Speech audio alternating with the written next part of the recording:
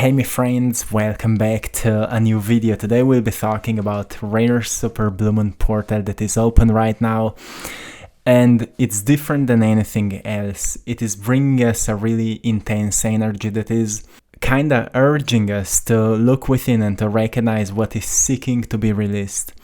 We are right now at the phase where nothing is more important than emotional healing, spiritual healing, the release of the old story so we can embrace the new one that is emerging through your inner intuitive knowing, that is awakening from within and is kind of calling you to a deeper love of yourself so you can fully embrace who you are and do what you've come here to do, right? So you may feel much more connected to that wiser part of you, something I've mentioned in the yesterday's video. You can go and check it out. There's more details why this moon is called a super blue moon and why it is a really rare thing that happens only every 10 to 20 years. So you can go there and check it out.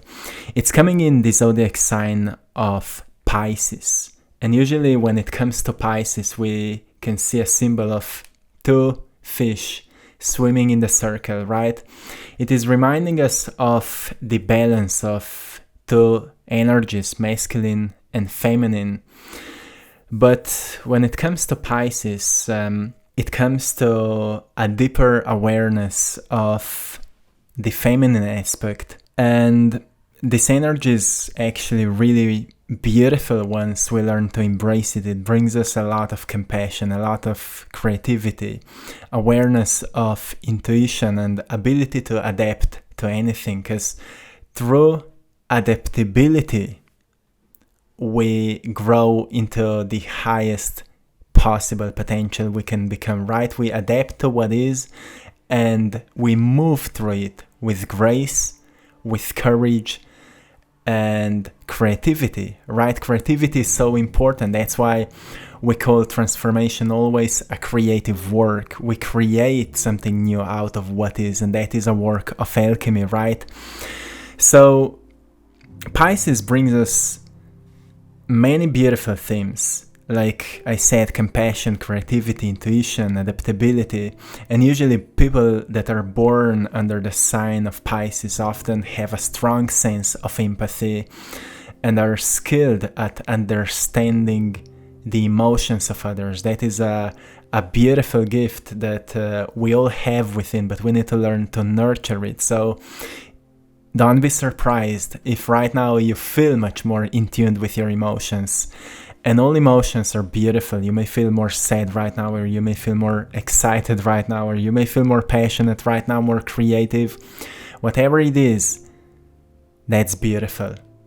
You may say, well, I'm really afraid right now. I'm really anxious right now. Well, it's all a part of being human. And seeing the beauty in it will allow you to use it for what it is. Because we all are carrying within not just what we've been through, but what our ancestors have been through. We are carrying within generational traumas, generational passions, generational fears, but also generational dreams. And the dream of our ancestors was to be all that we can be. And not all of them had an opportunity and time and skills and tools to become that. So they've passed that knowledge through your biology, through our biology, into us. But of course, with all of that comes also the negative aspect of it, the unhealed fears, unhealed traumas, unhealed pains, and so on. And Pisces then is reminding us to look into that aspect of ourselves, because in order to thrive, we need to learn to release what is not allowing us to thrive, what is not allowing us to be the greatest version of ourselves, right? So usually when the Pisces energy is unbalanced, we may have a tendency towards escapism. We like to escape from fears, we like to escape from something that feels kinda challenging, right? We may feel a bit indecisive and maybe being overly sensitive.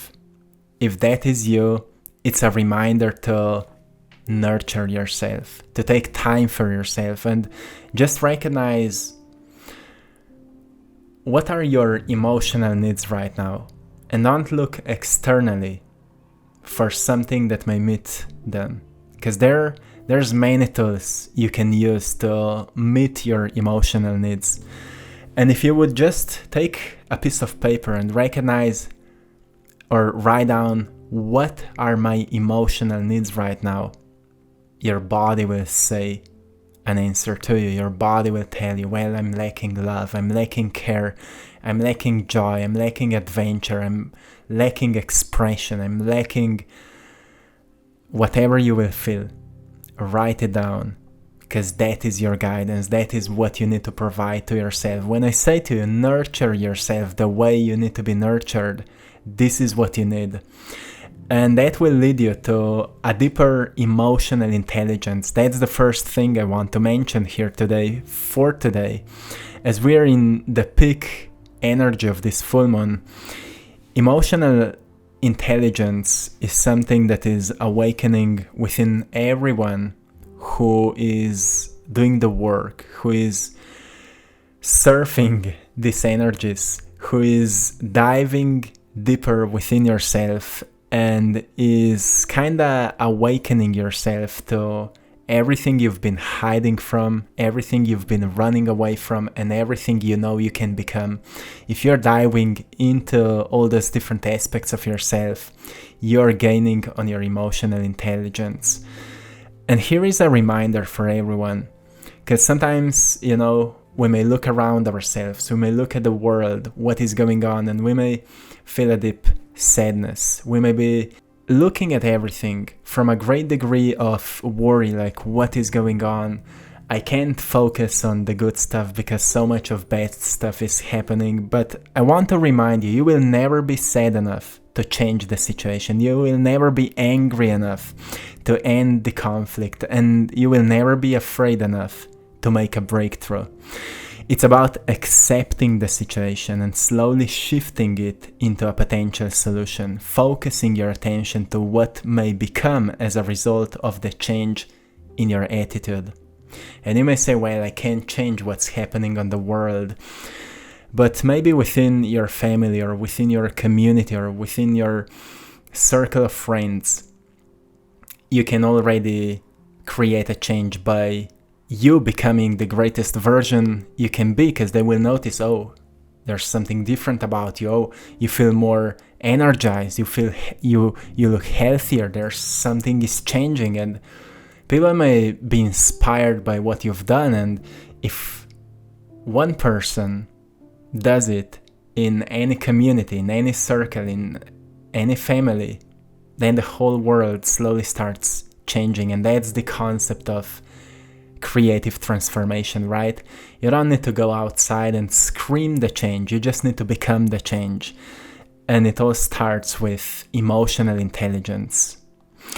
The second reminder I want to give you, for anyone who may easily fall into more negative thoughts during these times, and maybe stories that are kind of limiting your potential, I want to remind you to have a close grip on tools that can help you to stay in alignment with your highest expression. So the tools that I'm using when I fall into negative thoughts, sometimes because of certain criticism, sometimes because I've been exposed to something, we all are exposed to some darkness sometimes, to some negativity sometimes, and it might take us minutes, hours, and even days to shake it off. So the tools that I'm using are firstly writing. I'm journaling. If I feel really negative about something, I will write down my thoughts. I will write down my beliefs around that, so I can question them. I can notice, is this still serving me, right? Is this still good for me? Or is this actually helpful for my growth? Will this help me to become a better version of myself? It is a really powerful tool. The second one is reading. Get yourself into information that will help you to uplift your attitude, uplift your psychology. You know, sometimes if we're exposed to negativity, it's because there's more negativity than positivity outside of us. So it's much easier to feel negative. It's much easier to think negatively about certain situations. But if you surround yourself with some good books, with some good people, right, it will much easily be for you to stay in that state that allows you to be creative, to be in flow, to deal with the challenges, to find the solutions for your maybe present problems or whatever is happening in your life. So be surrounded with good books, and rather than indulging in certain darkness or whatever, go and read something that can actually uplift you, something inspiring, because it will give you a new perspective. And then completely objectively, you can look back into the past, back into how you used to think about it, and look at that past version of yourself from a state of compassion and kindness, like, okay, yeah, I understand you, but this is what we need to change. Whatever may work for you. And again, be active, my friends.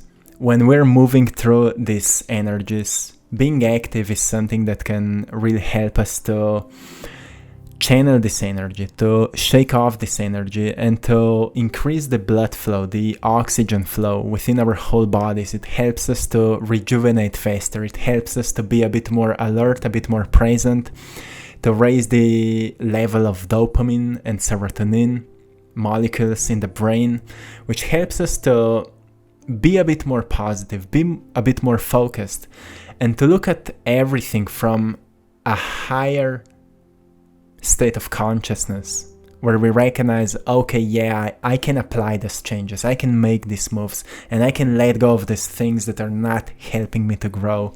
This is something that may really help you right now. And avoid gossiping, avoid blaming, avoid judging, avoid complaining. Those are, low energies, low frequencies that are not allowing you to become who you've came here to be. This is something you have to let go.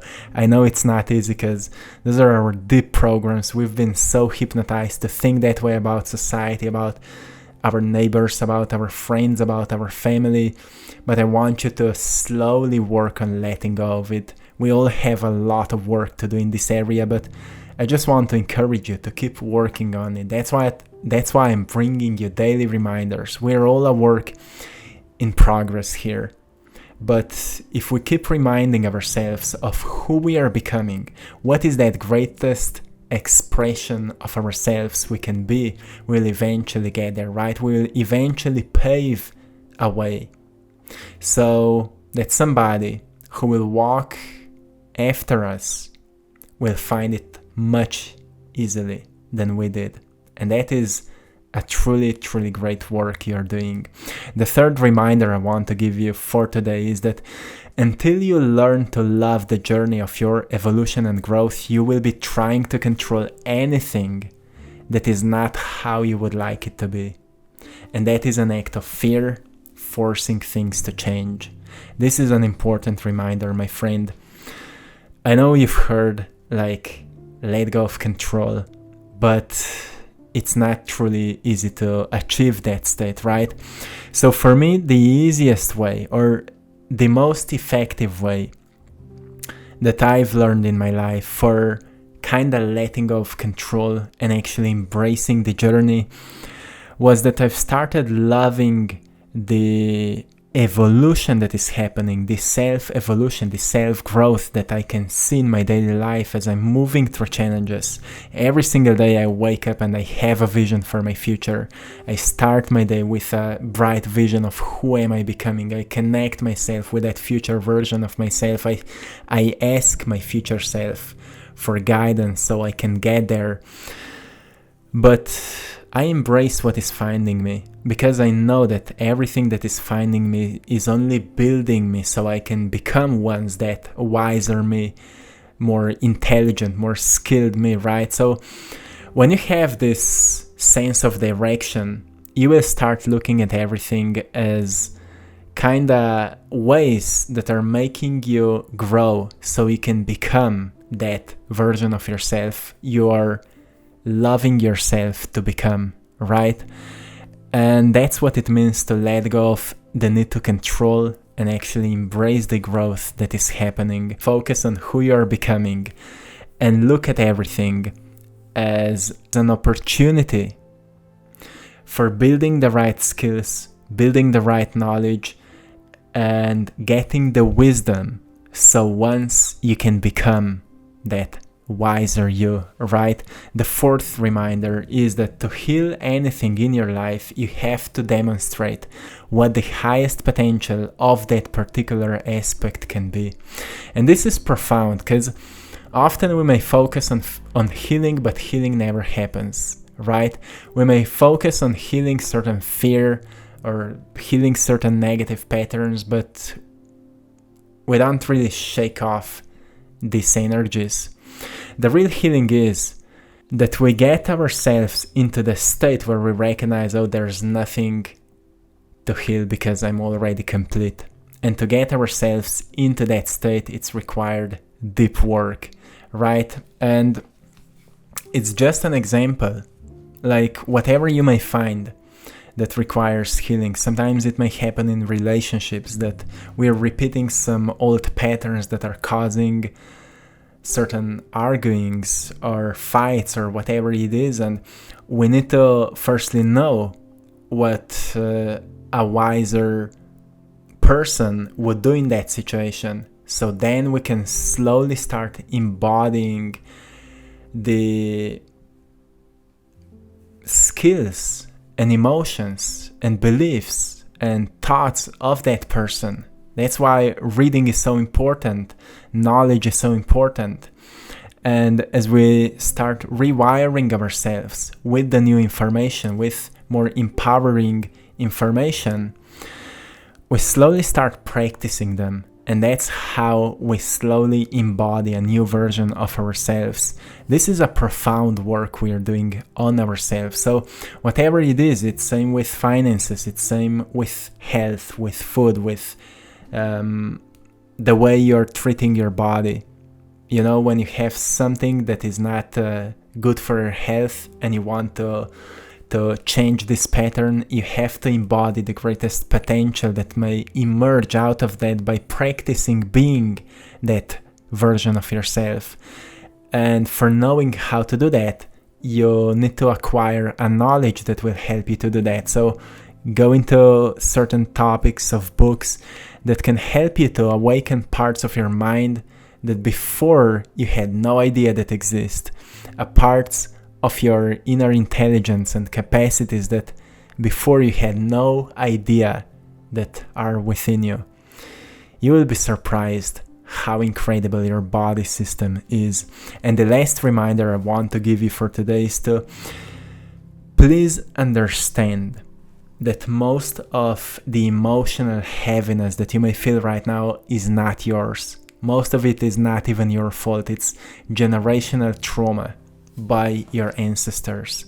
And your ancestors are asking you to release what they couldn't afford to or had no tools and knowledge to do so.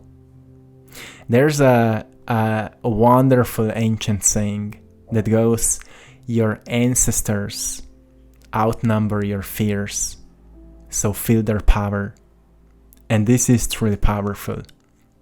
If you recognize how many of your ancestors walked before you so you can be here right now, and close your eyes and just try to imagine that.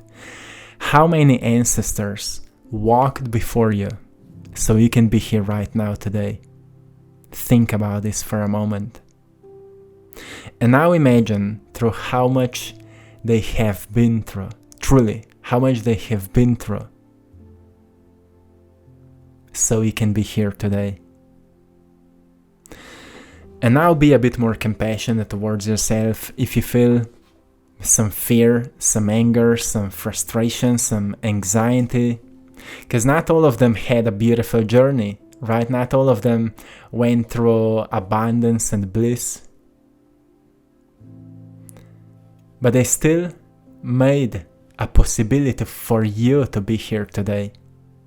So have some compassion towards yourself and love yourself to such a degree that you will make sure that what you can heal in your lifetime will not be passed on to the next generation.